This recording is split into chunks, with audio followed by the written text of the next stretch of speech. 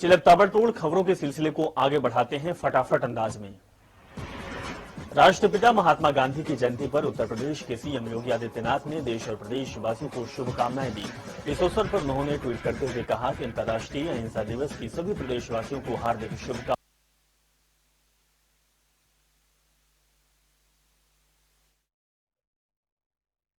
करते हुए कहा कि अंतर्राष्ट्रीय अहिंसा दिवस की सभी प्रदेशवासियों को हार्दिक शुभकामनाएं।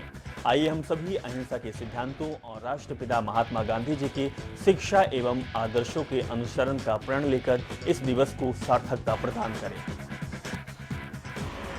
उत्तर प्रदेश की राज्यपाल आनंदीबेन पटेल और मुख्यमंत्री योगी आदित्यनाथ ने गांधी जयंती के अवसर पर 1,51,215 मेधावी छात्रों को 177 करोड़ 35 लाख रुपए की छात्रवृत्ति का ऑनलाइन हस्तांतरण किया। इस कार्यक्रम का आयोजन लखनऊ के ऑडिटोरियम लोक भवन में किया गया है। सीएम योगी आदित्यनाथ आज पुलिस मुख्यालय पहुंचे और जहां उन्होंने बहादुरी दिखाने वाले उत्कृष्ट कार्य के लिए पुलिस अधिकारियों और कर्मचारियों को मुख्यमंत्री उत्कृष्ट सेवा पुलिस पदक 2021 से सम्मानित किया है। उत्तर प्रदेश सरकार की वन डिस्ट्रिक्ट वन प्रोडक्ट अब देश भर में धाक जमा रही है। सीएम योगी आदित्यनाथ ने बॉलीवुड एक्ट्रेस कंगना रनौत को इस योजना का ब्रांड एम्बेसडर नियुक्त करने को हरी झंडी दिखा दी है। एक्ट्रेस कंगना रनौत अपनी आने वाली फिल्म तेजस की शूटिंग के लिए लखनऊ पहुंची थी। इस दौरान वो सीएम योगी से उनके सरकारी आवास पर मिली। यूपी के बनने वाली फिल्म सिटी को लेकर चर्चा भी की गई। सीएम आवास में मुलाकात के दौरान योगी आदित्यनाथ ने एक्ट्रेस को रामलला का दर्शन करने के लिए अयोध्या आमंत्रित किया। कंगना ने सीएम योगी से कहा कि रामचंद्र की तरह तपस्वी राजा का यूपी में राज रहे। आपको मेरी बहुत शुभकामनाएं योगी जी। वहीं इस मौके पर सीएम ने कंगना को ऑडी ओपी का एक उत्पाद तोहफे पर दिया।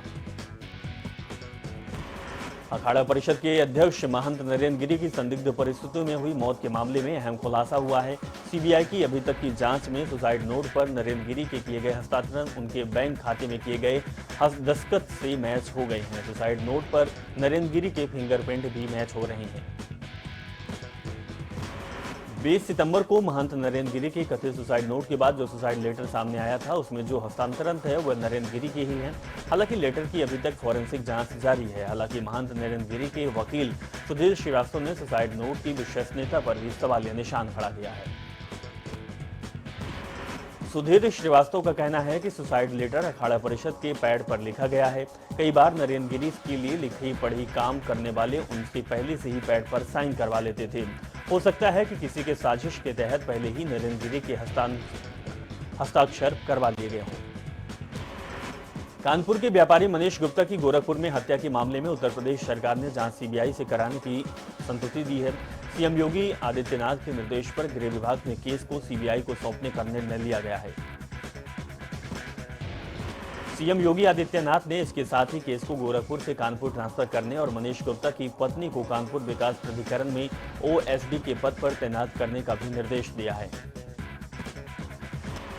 गोरखपुर में मनीष गुप्ता की हत्या के मामले में दर्ज केस में कानपुर ट्रांसफर होने के बाद जब तक सीबीआई केस को टेक ओवर नहीं करती है तब तक कानपुर में एसआईटी गठित कर केस की जांच शुरू कराई जाएगी। उत्तर प्रदेश एटीएस ने अवैध धर्मांतरण के लिए काम करने वाली संस्था दावा ग्रुप इस्लामिक यूथ फाउंडेशन के एक सक्रिय सदस्य को गिरफ्तार कर लिया है। वो कानपुर में अवैध धर्मांतरण के लिए लोगों को प्रलोभन दे रहा था। एटीएस ने आरोपी को कानपुर से पूछताछ के लिए उठाया गया था, जिसके बाद आज एटीएस उसे लखनऊ कोर्ट में पेश करेगी। आपको बता दें कि यूपी एटीएस ने 20 जून को अब तक अवैध धर्मांतरण मामले में मौलाना उमर गौतम, मौलाना कलीम सिद्दीकी, रामेश्वर कावड़े उर्फ आदम, भोप्रिया बंधु उर्फ असलान मुस्ताफ और कौशल आलम समेत 11 लोगों को गिरफ्तार किए हैं। उत्तर प्रदेश में कोरोना के साथ डेंगू का कहर लगातार जारी है। राज्य में कई जिलों में पिछले कई दिनों से बड़ी संख्या में डेंगू के मामले सामने आ रहे। आगरा की बात करें तो यहां भी डेंगू से हाहाकार मचा हुआ है। जिले में अभी तक 171 मामले सामने आ चुके हैं और एक मरीज की जान भी जा चुकी है। आगरा में अभी तक डेंगू के 48 पॉजिटिव मरीजों का इलाज चल रहा है। वहीं आगरा के मुख्य चिकित्सा अधिकारी डॉक्टर अरुण कुमार श्रीवास्तव ने बताया कि इस समय 171 मामले हैं, 48 पॉजिटिव मरीज अभी इलाज करा रहे हैं। डेंगू से अभी तक एक व्यक्ति की मौत हो चुकी है, वहीं अन्य मौतें वायरल फीवर के कारण से हुई है। प्रदेश में डेंगू के D2 स्ट्रेन के कहर बच्चों पर ज्यादा पड़ रहा है। विशेषज्ञ चिकित्सकों का कहना है कि आगरा ने डेंगू के D2 स्ट्रेन को अगर बच्चों के लीवर, तंत्रिका तंत्र और अन्य अंगों को डैमेज कर रहा है। वहीं आजकल वायरल बुखार के मामले भी तेजी से सामने आ रहे हैं। 1 नवंबर से राज्य में घरों पर जाकर मीटर रीडिंग करने वाले मीटर रीडरों के पास बिजली बिल वसूली का अधिकार भी होगा। उपभोक्ताओं की सुविधा के लिए उत्तर प्रदेश पावर कॉर्पोरेशन ने ये फैसला लिया है। उपभोक्ताओं की स्वेच्छा पर होगा, चाहे तो वो मीटर रीडर के माध्यम से ही अपने बिल का भुगतान कर दे। हालांकि बिजली दफ्तरों के काउंटरों के साथ ही ऑनलाइन भुगतान के विकल्प पूर्व की भांति उपलब्ध रहेंगे। राज्य में मौजूदा बिलिंग एजेंसियों का कार्यकाल इस महीने समाप्त हो जाएगा। कानपुर में एक सनसनीखेज मामला सामने आया, जहां कल रात कुछ अज्ञात बदमाशों ने सपा पार्टी के विंग युवजन समाज के जिला उपाध्यक्ष हर्ष यादव के बीच चौराहे पर दौड़ाकर गोली मार दी। इसके बाद हूटर बजाते हुए मौके से भाग निकले। आनंद फानन में उसे स्कूटी से अस्पताल ले जाया गया, लेकिन उसकी मौत हो गई थी। वारदात बड़रा थाना क्षेत्र के सब्जी मंडी चौराहे की है। वहीं सूचना पर बड़रा थाने की फोर्स पहुंची, जिसके बाद डीसीपी साउथ और एसपी गोविंद नगर भारी फोर्स के साथ मौके पर पहुंचे। शामली के कैराना में मायापुर कैंडिला मार्ग स्थित खेतों में चल रही पटाखा फैक्ट्री में हुए भीषण विस्फोट से 4 लोगों की मौत हो गई और कई लोग घायल हो गए। वहीं मरने वालों में फैक्ट्री संचालक का भाई भी बताया जा रहा। विस्फोटक इतना भीषण था कि आसपास के ग्रामीण क्षेत्रों में कैराना कस्बा में भी दहशत मच गया। बताया जा रहा है कि फैक्ट्री में 20 से 25 लोग काम करते थे, जिनमें से शुक्रवार को छुट्टी पर होने के चलते आधे मजदूर घटना के वक्त फैक्ट्री में मौजूद नहीं थे। फैक्ट्री का मलबा दूर खेतों में फैल गया। स्थानीय लोगों के साथ पुलिस फोर्स और फायर ब्रिगेड की टीम रेस्क्यू के लिए मौके पर पहुंची। बदायूं के कोतवाली बिसौली क्षेत्र में अवैध तमंचे के साथ बैठकर तांडव करने का वीडियो सोशल मीडिया पर जमकर वायरल हो रहा। वहीं वीडियो वायरल होते ही मौके पर पहुंचे पुलिस ने युवक को हिरासत में लेकर उसके खिलाफ कार्रवाई शुरू कर दी है। बुलंदशहर के खुर्जा देहात थाना क्षेत्र में दिन दहाड़े ट्यूशन जाती छात्रा की गला दबाकर हत्या के मामले में शव पहुंचने पर मृतक छात्रा के परिजनों ने अंतिम संस्कार करने से इंकार कर दिया और एसडीएम को मौके पर बुलाने की मांग की। बाराबंकी के फतेहपुर तहसील के रेडवारा गांव में तैनात महिला लेखपाल का घूस लेते हुए वीडियो सोशल मीडिया पर वायरल हो रहा है, जहां महिला लेखपाल पल्लवी पटेल एक किसान से काम करवाने के लिए पैसे ले रही है, लेकिन किसान ने इसका वीडियो बनाकर किसान यूनियन को और सोशल मीडिया पर वायरल कर दिया है। वाराणसी के बनारस हिंदू यूनिवर्सिटी में माली का काम करने वाले कर्मचारी के बेटे रोहित कुमार ने महिलाओं की सुरक्षा करने वाले स्मार्ट महिला सेफ्टी मोबाइल कवर बनाया। इस उपकरण को बनाने में रोहित को 2 से 3 महीनों का समय लगा और 3000 का खर्च भी आया। चलो अब सीधे चलते हैं, आपको लखनऊ ले चलते हैं, जहां सीएम योगी आदित्यनाथ पुलिस कर्मियों को सम्मानित कर रहे हैं। ये पदक यहां पर आज प्रदान किया गया है।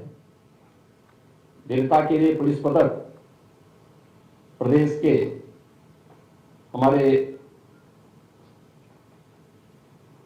34 ऐसे कार्मिकों को प्रदान किया गया है और 25 विशिष्ट सेवा के लिए राष्ट्रपति का पुलिस पदक ऐसे पुलिस कार्मिकों को आज यहाँ पर प्रदान करते हुए मुझे बहुत आनंद की अनुभूति हो रही है। मुझे लगता है पुलिस या ये अलंकरण का ये समारोह उत्तर प्रदेश पुलिस बल के लिए एक प्रेरणादायी होना चाहिए, क्योंकि जिन्होंने कार्य किया है अपने कार्य के माध्यम से कुछ विशिष्ट योगदान दिया है। बहुत सारे ऐसे लोग होंगे जिनका नाम नहीं आ पाया होगा, उन्होंने अच्छा योगदान किया होगा, लेकिन उनको इस बात का विश्वास होना चाहिए कि मैं अपने कर्तव्यों का निर्वहन पूरी कर्तव्य परायणता के साथ अगर करूंगा तो मेरा भी अवश्य नंबर आएगा और मैं भी अन्यों के लिए प्रेरणादायी बन पाऊंगा। लेकिन जिन लोगों को किया गया है उनकी योगदान को देखते हुए एक कमेटी के द्वारा एक प्रक्रिया के साथ उस दौर से गुजरने के उपरांत उनका चयन हुआ और चयन के उपरांत आज उन सबको इस अलंकरण से सम्मानित किया जा रहा है। मैं इसके लिए उन सबको बधाई देता हूं, अपनी शुभकामनाएं देता हूं। उत्तर प्रदेश पुलिस बल के हर एक कार्मिक को देश के और दुनिया के किसी भी राज्य के सिविल पुलिस की अपेक्षा इस सबसे बड़े पुलिस बल के साथ जुड़ने में गौरव की अनुभूति होनी चाहिए। याद रखना, जब तक हमें अपने स्वयं की संस्था के प्रति, अपने बल के प्रति आत्मगौरव की अनुभूति नहीं होगी, तब तक हम उसके प्रति अपनी सेवाओं को भी अपने अंतःकरण के भाव के साथ जोड़ने में विफल रहेंगे। और हम सबको इस बात पर गौरव की अनुभूति होनी चाहिए कि हम दुनिया के सबसे बड़े सिविल पुलिस बल के हिस्से हैं और यहां से हम न केवल अपनी सेवाएं अपने प्रदेश और देश के लिए अर्पित कर पा रहे हैं, बल्कि दुनिया की सबसे बड़ी आबादी के राज्य में वहां के लोगों की सुरक्षा और कानून के प्रति उनके मन में एक सम्मान का भाव पैदा करने का एक सौभाग्य हमें प्राप्त हो रहा है और यह कार्य आप सबको करने का सौभाग्य प्राप्त हो रहा है। मैं इसके लिए आप सबका अभिनंदन भी करता हूं। मुझे प्रसन्नता है, आज से 3 वर्ष पहले मैंने इसी सभागार में उत्तर प्रदेश साइबर क्राइम से जुड़े हुए एक अभियान का उसका शुभारंभ किया था और मैंने उस समय इस बात को कहा था कि समय बदला है, हमें अब उन परंपरागत अपराधों से जहां से दुनिया मुक्त हो रही है और वह उत्तर प्रदेश के अंदर आज उस रूप में नहीं है, हमें पूरे प्रदेश के अंदर जाने का अवसर प्राप्त होता है। हर एक जनपद में हम लोग जाते हैं और स्थानीय स्तर पर इस बात को देखते हैं। बहुत सारे जनपद ऐसे थे, आज से 40 वर्ष पहले तक उन जनपदों में जाना अत्यंत दुरूह कार्य था। उस समय विकास भी नहीं पहुंचा था और स्थानीय स्तर पर बहुत सारी व्यवस्थाएं, पैरेलल व्यवस्थाएं चलती थी, क्योंकि प्रशासन और शासन जहां नहीं पहुंचेगा वहां पर अवांछनीय तत्व पहुंच करके पूरी व्यवस्था को अपनी गिरफ्त में लेने का प्रयास करेंगे। लेकिन समय के अनुरूप विकास हुआ, वहां के लिए सड़क कनेक्टिविटी हुई, वहां पर विकास की उन सभी संभावनाओं को आगे बढ़ाया गया, शिक्षा का प्रचार प्रसार हुआ, स्वास्थ्य की बेहतर सुविधाएं आगे बढ़ी और ये सभी कार्यक्रम एक साथ आगे बढ़े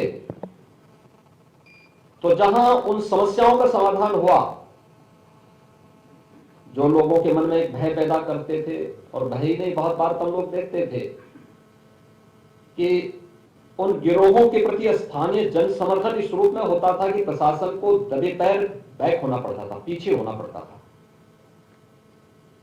लेकिन आज समय बदला है, जनता जागरूक हुई है, एक विश्वास उसके मन में जागृत हुआ है शासन के प्रति, प्रशासन के प्रति, पुलिस के प्रति, और इस विश्वास ने लोगों को विकास की ओर उन्मुख किया है, शासन की योजनाओं के साथ जोड़ा है। आज उन्हें शासन की वे सभी योजनाएं उपलब्ध कराने का प्रयास किया जा रहा है जो आजादी के बाद लगभग 5 दशक तक जिससे वे वंचित थे। इसका लाभ हुआ, वे लोग विकास और शासन की मुख्य धारा के साथ जुड़े, लेकिन बहुत सारी जगह उसका दुरुपयोग भी देखने को मिलता है। तो हम आपको लाइव तस्वीर दिखा रहे थे लखनऊ से, जहां सीएम योगी आदित्यनाथ पुलिसकर्मियों को सम्मानित करते हैं। अब ताबड़तोड़ की खबरों के सिलसिले को आगे बढ़ाते हैं। आगरा के एतमादुल्ला थाना क्षेत्र में ढोंगी बाबा का अजीबोगरीब कारनामा सामने आया, जहां महिलाओं को बहला फुसलाकर ढोंगी बाबा महिला के साथ शोषण करता रहा, जिसके बाद हिंदूवादी संगठन ने महिलाओं के साथ कलेक्ट्रेट ऑफिस के बाहर प्रदर्शन किया। लखनऊ के ऐशबाग कोचिंग डिपो के गेट नंबर 2 के करीब शूटिंग कर रही पुष्पक सुपरस्टार एक्सप्रेस वे के चपेट में आकर रेल कर्मी की दुर्घटना हो गई, जिसके बाद सूचना मिलते ही मौके पर पहुंची पुलिस ने शव को कब्जे में लेकर पोस्टमार्टम के लिए भेज दिया। लखनऊ में ऐतिहासिक बड़े इमामबाड़ा में खुलेआम लड़की डांस करती दिखाई दी। वहीं लगातार इस तरह की घटनाएं इमामबाड़ा दरगाह में देखी गई। जिस जगह पर शिया समुदाय के लोग मजलिस और मातम करते हैं, वहां पर लड़की का डांस करवाया जाता है। बदायूं के उधौती थाना क्षेत्र में बाइक सवार वाहन अज्ञात वाहन ने टक्कर मार दी। वहीं टक्कर इतनी जबरदस्त थी कि युवक की मौके पर ही मौत हो गई, जिसके बाद सूचना मिलते ही मौके पर पहुंची पुलिस ने शव को कब्जे में लेकर पोस्टमार्टम के लिए भेज दिया। आजमगढ़ के अतरौलिया थाना क्षेत्र में 3 तलाक का एक और मामला सामने आया, जिसमें पति ने दूसरा निकाह कर पहली पत्नी को सबके सामने तलाक देकर मारपीट कर घर से बाहर निकाल दिया। वहीं महिला का ये आरोप है कि उसके पति ने दूसरा निकाह कर लिया है। बिजनौर के नजीबाबाद आदर्श नगर में एक सिरफिरा युवक पानी की टंकी के ऊपर चढ़कर बैठा, जिसके बाद सूचना मिलते ही मौके पर पहुंची पुलिस ने युवक को किसी तरह समझा बुझाकर नीचे उतारा। बदायूं में गोवंश पशुओं का आग से जलाकर भगाने का वीडियो सोशल मीडिया पर वायरल हो रहा है। वायरल जिसमें एक व्यक्ति पशुओं को घेर रहा है तो दूसरा आग जलाकर पशुओं को भगा रहा है। वहीं आसपास मौजूद लोग तमाशा देखते रहे, किसी ने भी इस पूरी घटना को रोकने की कोशिश नहीं की। मिर्जापुर में जमीनी विवाद को लेकर दबंग ने जमींदार को चाकू दिखाकर जान से मारने की धमकी दी, जिसका वीडियो सोशल मीडिया पर जमकर वायरल हो रहा। जिसके बाद पुलिस ने दबंग के खिलाफ मामला दर्ज कर कार्रवाई शुरू कर दी। पुणे के नियुक्ति हमीरपुर में रहने वाले एएसआई का शव जालौन जिले के एट रेलवे ट्रैक पर मिला, जिसके बाद पीड़ित परिजन हमीरपुर पुलिस पर लापरवाही का आरोप लगा रही है और सीबीआई जांच की मांग भी की जा रही है। अलीगढ़ के मर्राग इलाके में बालिका विद्यालय में एक महिला टीचर पर आरोप लगा है कि उसने छात्रावास में छात्राओं की कई बार अश्लील वीडियो बनाई है। आरोप ये भी है कि टीचर ने छात्राओं को धमकी दी और अगर उन्होंने किसी से मामले की शिकायत की तो उनसे घर वालों को झूठे केस में फंसाया जाएगा, इस तरीके की बात सामने आई। बांदा के शहर कोतवाली क्षेत्र में एक मासूम खेलते खेलते नाले में गिर गया, जिसके बाद मोहल्ले वासियों ने मासूम को नाले से निकाला और उसके परिजनों को सूचना दी और मासूम को उपचार के लिए जिला अस्पताल ले जाया गया, जहां डॉक्टर ने उसे मृत घोषित कर दिया। मुजफ्फरनगर के कैराना इलाके में एक पटाखा फैक्ट्री में भयानक भीषण हादसा हो गया, विस्फोट हो गया, जिसमें 4 लोगों की मौत हो गई और 7 लोग बुरी तरह से जख्मी हो गए। लखनऊ के हजरतगंज क्षेत्र में सैनिक गोल्ड एंड डायमंड शोरूम में भीषण आग लग गई, जिसके बाद सूचना मिलते ही मौके पर पहुंची पुलिस और फायर ब्रिगेड की टीम ने कड़ी मशक्कत के बाद आग पर काबू पाया। आगरा के जगदीशपुर थाना क्षेत्र में संदिग्ध परिस्थितियों में युवक का शव मिलने से आसपास के इलाके में हड़कंप मच गया। इसके बाद सूचना मिलते ही मौके पर पहुंची पुलिस ने शव को कब्जे में लेकर पोस्टमार्टम के लिए भेज दिया और मामले की छानबीन में जुट गई। लखीमपुर खीरी में 2 पक्षों के बीच जमीनी विवाद में मारपीट के दौरान आधा दर्जन लोग घायल हो गए, जिसके बाद सूचना मिलते ही मौके पर पहुंची पुलिस ने सभी घायलों को इलाज के लिए अस्पताल में भर्ती किया।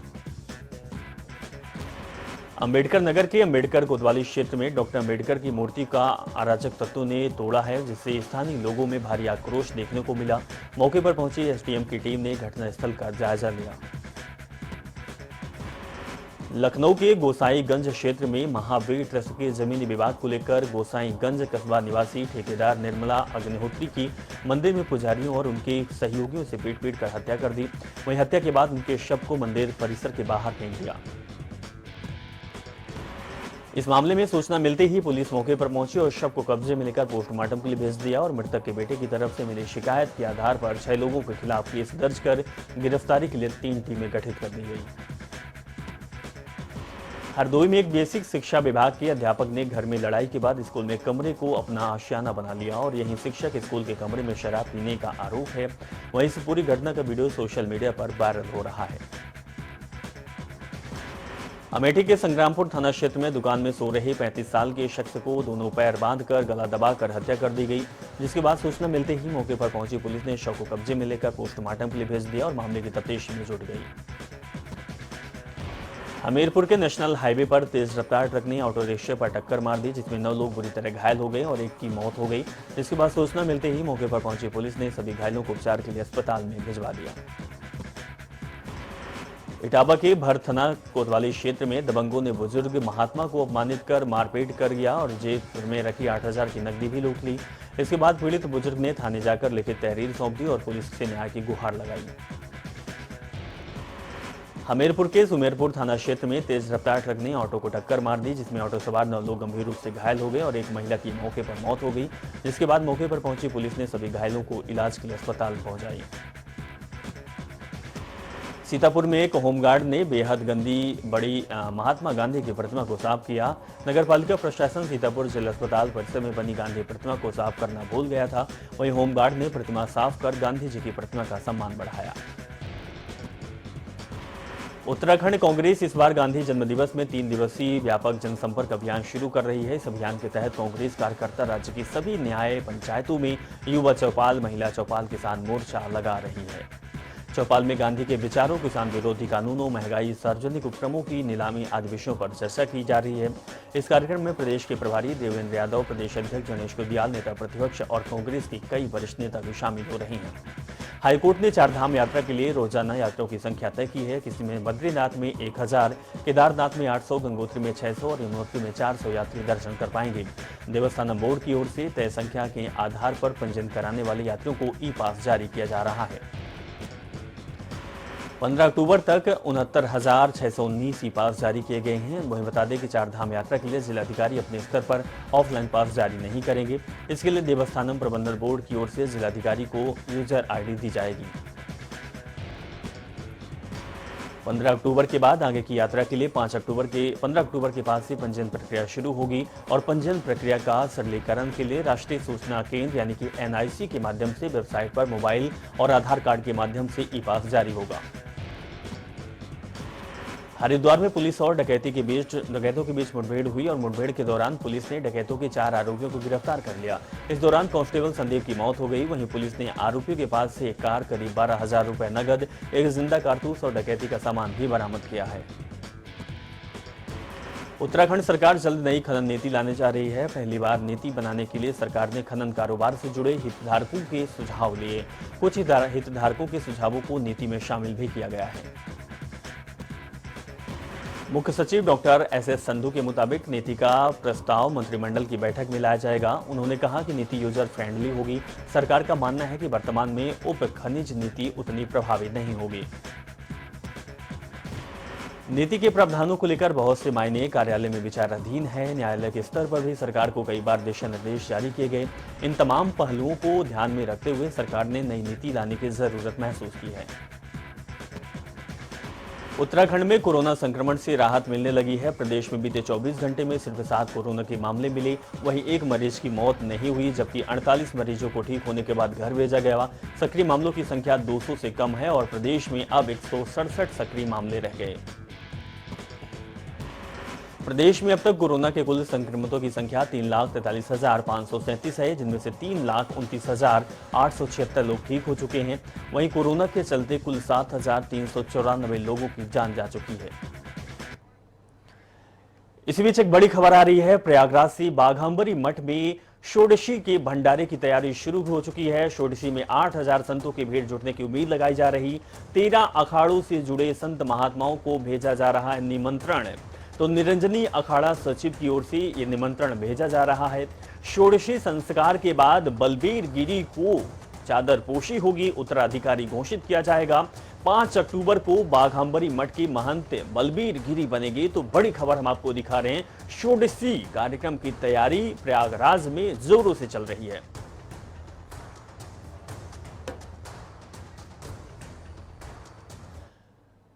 चलिए ताबड़तोड़ खबरों में बस इतना ही। आप जुड़े रहें और देखते रहें जनता टीवी। नमस्कार।